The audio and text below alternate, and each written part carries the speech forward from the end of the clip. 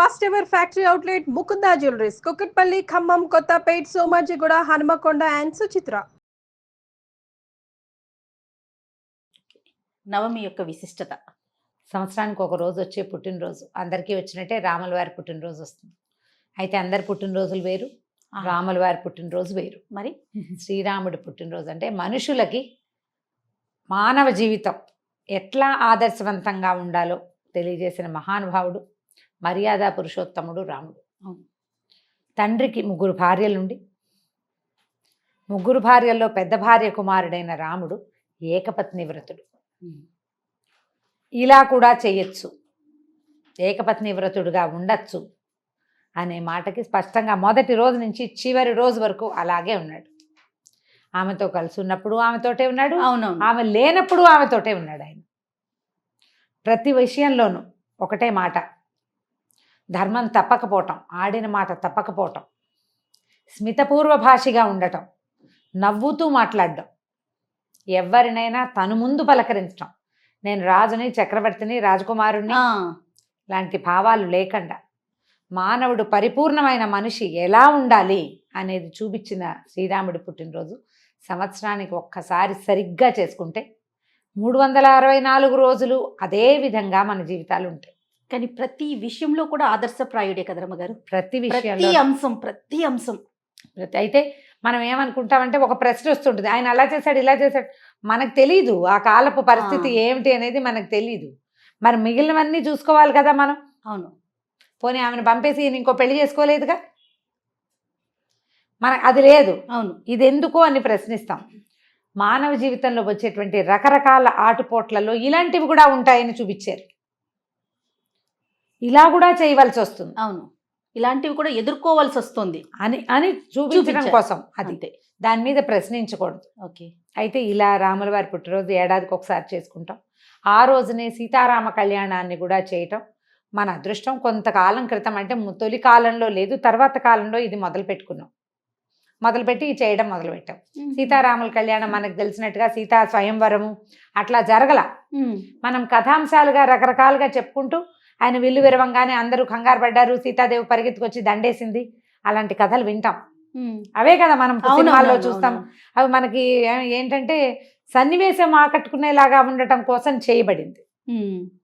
వీళ్ళు అక్కడికి వెళ్ళిందే వేరే కారణం, సీతా స్వయంవరానికి వెళ్ళలేదు. అవునట, అలా జరగల. మనము అనంతలక్ష్మి గారితో అమ్మతో సీతాయనం చేయించుతున్నాం రామ్ గారు. అప్పుడు చెప్పారు ఆవిడ, అసలు కళ్యాణం కోసమే ఆయన వెళ్ళలేదు, అట్లా అసలు జరగనే లేదు. దీనికి పూర్వగాథ ఏం చెప్తారంటే మనకి రామాయణంలో కనపడుతుంది. పిల్లలకి వివాహాలు చేయాలని భావించారు. అప్పట్లో రాముడికి ఎంత 12-13 సంవత్సరాల వయసు.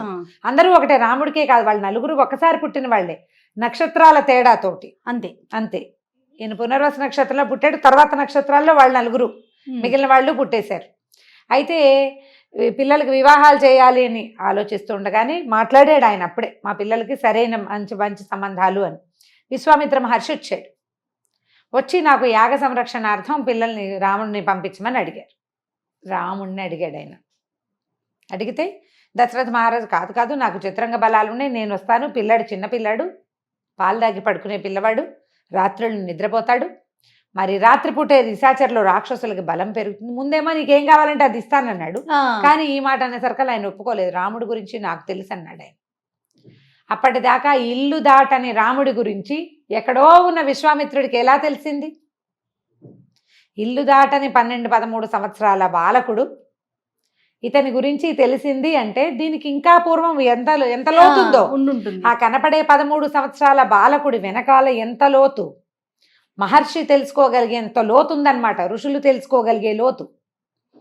ఈయన కాదన్నాడు. అయితే వశిష్ఠ మహర్షి నువ్వు కాదనద్దు, విశ్వామిత్రుడితో పంపిస్తే పిల్లవాడికి ఇంకా బాగుంటుంది భవిష్యత్తు, అతను అడిగింది చేయాలి అని చెప్తే అప్పుడు రాముణ్ణి ఆయనతో పాటు లక్ష్మణుణ్ణి పంపించారు. ఎందుకంటే రాముణ్ణి వదిలిపెట్టి లక్ష్మణుడు ఉండేవాడు కాదు.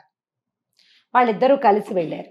కలిసి వెళ్ళే దారిలో తాటకా సంహారం చేశాడు, అహల్య శాప విమోచనం జరిగింది. అవును, అక్కడికి వెళ్ళాక ఆయన గాధేయుని విశ్వామిత్ర మహర్షి యొక్క యాగ సంరక్షణ జరిగిన తర్వాత వీళ్ళు వెళ్ళిపోవచ్చు.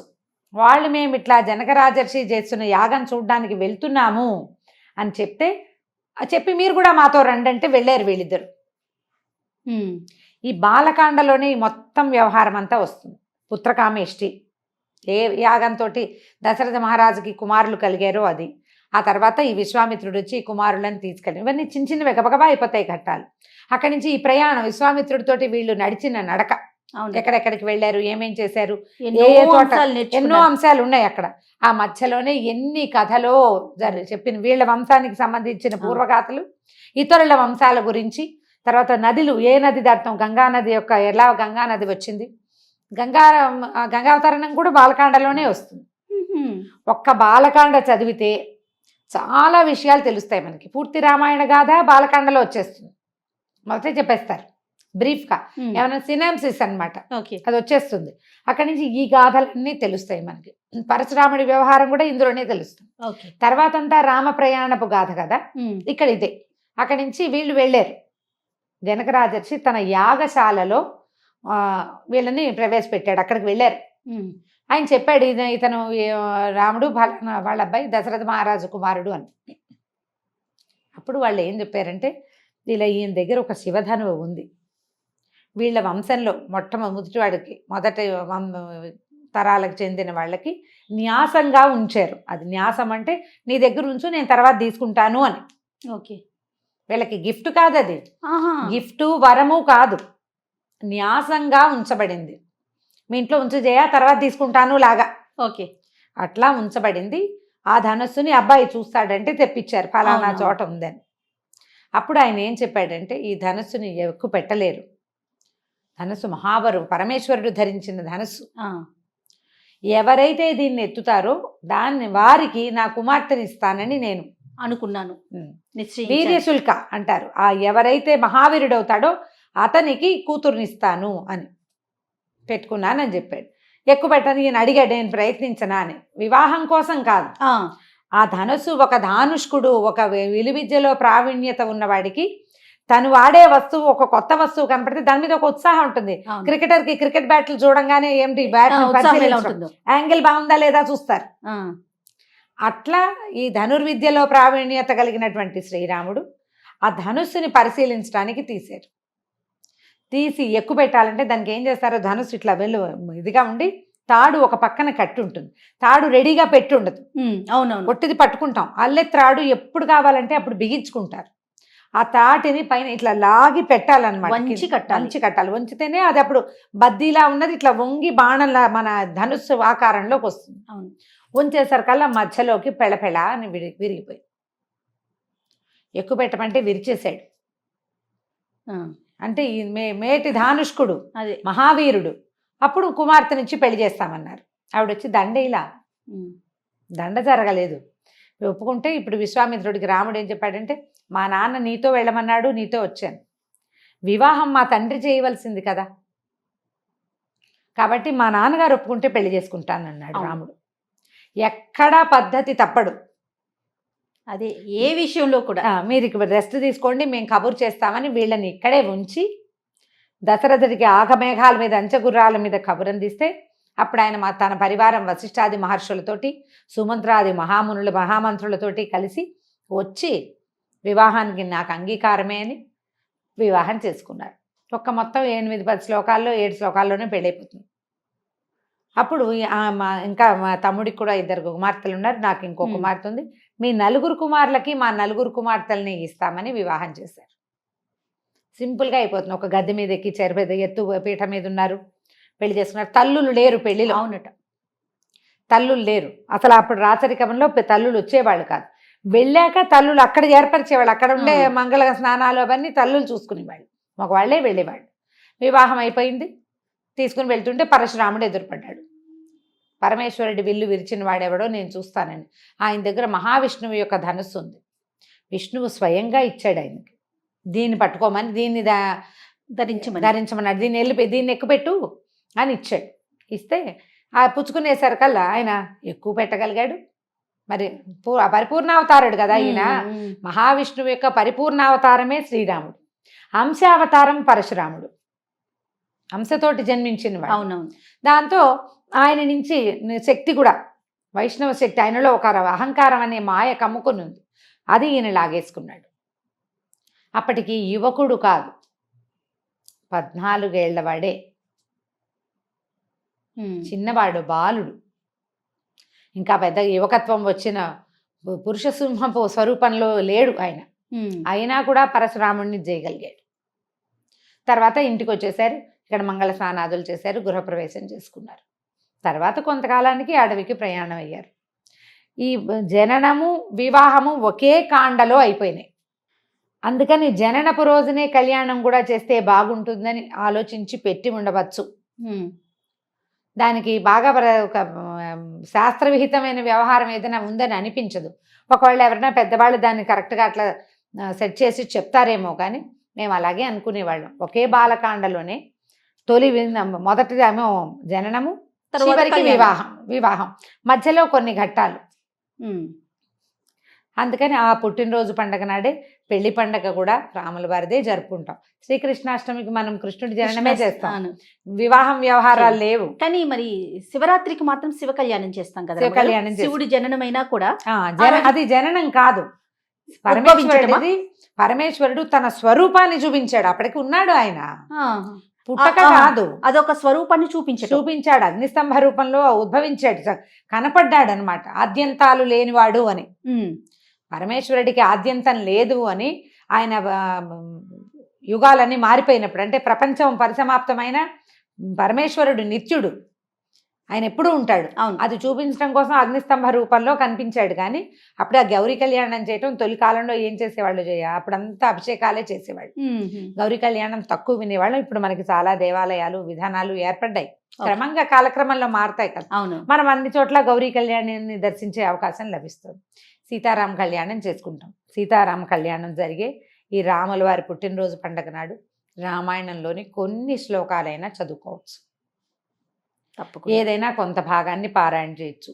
ఒట్టిగా పుత్రకామేష్టి జరిగేటువంటి సర్గం తీసుకుని ఆ కాస్త కూడా చదువుకోవచ్చు. సంతానం లేని వాళ్ళకి పుత్రకామేష్టి యాగం అద్భుతమైన ఫలితాన్ని ఇస్తుంది. చదువుకోవాలి, యాగం చేయలేము కదా, ఘట్టం చదువుకుంటాం, కనీసం ఘట్టం చదువుకుంటాం. సంస్కృత శ్లోకాలు చదువుకోవచ్చు. ఎవరైనా పురోహితుల్ని నియమించుకుని పిల్లలు లేని వాళ్ళు పుత్రకామేష్టిని చదివించుకోవచ్చు. బాగుంటుంది, మంచి ఫలితం లభిస్తుంది దానివల్ల. ఇంకా ఇలా శ్రీరాముల వారి పెళ్లి చేసుకుంటాము, వివాహం చేస్తాం అంటే కళ్యాణం జరుగుతుంది, టీవీలలో కనపడుతుంది, సోషల్ మీడియా అంతా కనిపిస్తుంది. మనమే ఏ భద్రాచలమో ఒంటిమిట్ట రామాలయమో అంత దూరాలు క్షేత్రానికి వెళ్ళలేమనుకుంటే సమీపంలో ఉన్న ఏ రాముల వారి దేవాలయం శ్రీరామ కళ్యాణం చేస్తారు. సీతారామ కళ్యాణం జరిగే చోటకి వెళ్ళి ఆ కళ్యాణాన్ని చక్కగా సంగంగా మంత్రంతో కళ్ళారా చూసి ఆ అక్షింతలు శిరస్సును వేసుకుంటే సమస్త సన్మంగళాలు ప్రాప్తిస్తాయి. అంటే దీనివల్ల మనకి ఒక సంతోషం కలుగుతుంది. భగవంతుడి పెళ్ళి, ఆయన మనతో పాటు మనుష్య రూపంలో మనం తిరుగుతున్న ఈ భూమి మీదే తిరిగాడు. ఆ రాముని యొక్క నడకని నిరంతరము చెప్పుకుంటూనే ఉంటాం మనం. రాముడు తండ్రి అంటే కొడుకంటే రాముడు, అన్నంటే రాముడు, భర్త అంటే రాముడు, రాజు అంటే రాముడే, అంతే కదా. భగవంతుడన్నా రాముడే, ప్రభువు అంటే రాముడే. అలాంటి రాముడి ఈ వివాహానికి మనం ఏ రకమైన పూజా విధానమైనా చేసుకోవచ్చు. రాముల వారి పటం అంటే కాస్త చక్కగా బొట్టు కాటుక పెట్టడం, గంధం పెట్టి బొట్టు పెట్టడం, పూజ చేసుకోవటం, 4 పుష్పాలు సమర్పించడం, సీతారాముడికి సంబంధించిన ఆపదుద్ధారక స్తోత్రమో రామరక్షా స్తోత్రమో ఏవైనా కొన్ని శ్లోకాలు చదువుకుని నమస్కారం చేసుకోవటం. ఎక్కడి నుంచైనా కళ్యాణ మంత్రాలు వినపడే అవకాశం ఉంటే వినొచ్చు. ఇదివరకు రేడియోలో వినేవాళ్ళం, ఇప్పుడు టీవీ అవకాశాలు వచ్చినాయి. వడపప్పు పానకము చేస్తాం సాధారణంగా. ఇది ఎండాకాలం, చైత్రం మొదలైంది కదా, వసంతంలో ఎండలు ముదిరిపోతూ ఉంటాయి. ఇలాంటప్పుడు ఏంటంటే పానకాన్ని నివేదనగా చేయటం, పుచ్చుకోవటం. ఎందుకంటే రాముల వారి కళ్యాణము అభిజిత్ లగ్నంలో మధ్యాహ్నం అయ్యాక చేస్తారు. మిట్ట మధ్యాహ్నం చలువు పందిళ్ళు వేసినా కింద మాడిపోతూ ఉంటారు జనం. పానకాన్ని అందిస్తారు. ఈ అందించే పానకంలో మిరియాలు సొంటిపొడి వేస్తారు. పూర్తి శైత్యం చేయకుండా చలవ చేయాలి, శైత్యం చేయకూడదు. అందుకని సొంటి మిరియాలు లాంటివి వేసి పానకాన్ని ఇవ్వచ్చు. ఏలక్కాయలు మిరియాలు వేస్తాం, సొంటి పొడి కూడా వేసుకోవచ్చు. మనం కూడా ఇంట్లోనే చేసుకుంటే కాస్త పానకం వడపప్పు చేసి 2 కొబ్బరికాయలు కొట్టడం, 4 అరటిపళ్ళు పెట్టడం, రాముల వారి కథని రామాయణంగా దొరికితే తెలుగులో చదువుకోవచ్చు. శ్రీమద్ రామాయణం వాల్మీకి విరచితమే చదవాలన్న నియమం ఏం లేదు. రామాయణ కథ ఏదైనా మనం చదువుకోవచ్చు, ప్రశాంతంగా ఉండటం. ఈ రోజున మనం కొట్లాడుకోవద్దు. రాముడు సీతారాములు ఆదర్శ దాంపత్యం వాళ్ళది. ఈ ఒకరోజు మనం పొట్లాడుకోకుండా ఉందామని నవదంపతులు వృద్ధ దంపతులు కూడా ఏం చేయాలి ప్రసాదాలు అనే విషయం దగ్గర నుంచి కొట్టుకోవచ్చు మనం. వాటిని మానేసి కొట్లాటలు లేకుండా ప్రశాంతంగా రాముల వారి పుట్టినరోజు మరియు పెళ్లి పండుగని చక్కగా సంతోషంగా భగవంతుడికి నమస్కారం చేసుకోవటం. వచ్చే సంవత్సరం కూడా మనం ఇలాగే జరుపుకోవాలని జరుపుకోవాలని కోరుకుంటూ, ఏదైనా కుదిరితే క్షేత్ర దర్శనం చేస్తామని ఒక నమస్కారం చేసుకుని ప్రశాంతంగా రాముల వారి పుట్టినరోజుని జరుపుకుందాం. తప్పకుండా రమ్మగారు. నమస్తే.